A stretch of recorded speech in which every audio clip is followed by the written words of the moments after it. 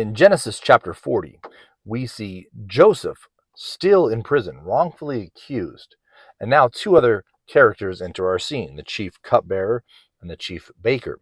The cupbearer is one who would literally drink the cup and eat the food of the king to make sure they weren't poisoned. And the chief baker is one who would cook for the king. Now, we don't know why they were in there, but it said they found displeasure with the king, with Pharaoh.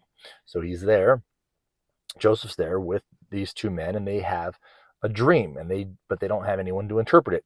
Joseph tells them interpretation of dreams belongs to God. Only God can give that true meaning. And we see Joseph as one who is in tune with God, is in fellowship with God. God speaks to him. So in a certain sense, he gives them a prophetic utterance here.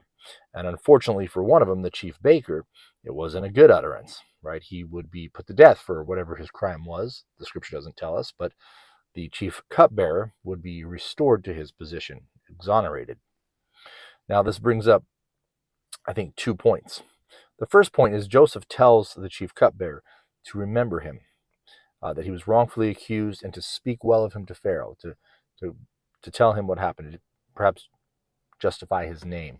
Now, the chief cupbearer rejoices, right? He's happy that he's released from prison, but he forgets to tell Pharaoh of Joseph. He forgets Joseph. He forgets that Joseph was the one that gave him the proclamation of hope.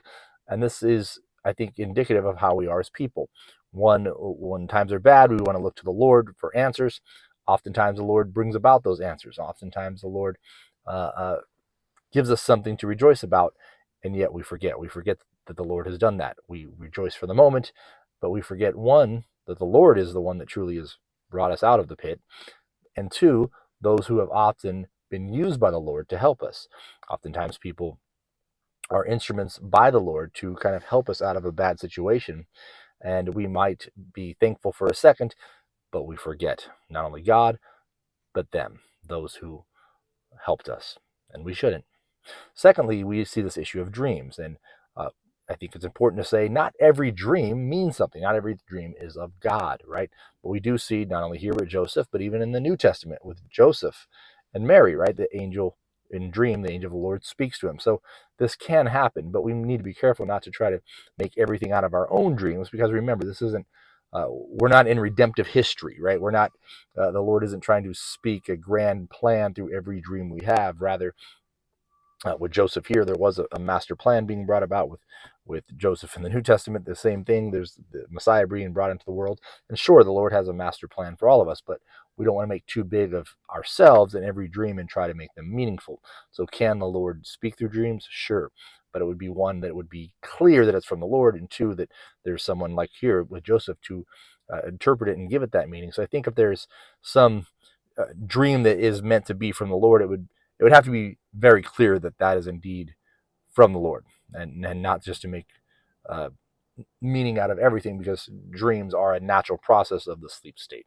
So let's not make too much of dreams, but perhaps there are things, not just dreams, but ways that the Lord speaks to our heart and confirms it with Scripture and confirms it with other people. And secondly, let's not forget the people around us. First and foremost, God, who delivers us from the pit, and those who have often helped us. Let us thank the Lord, and let us thank them as well.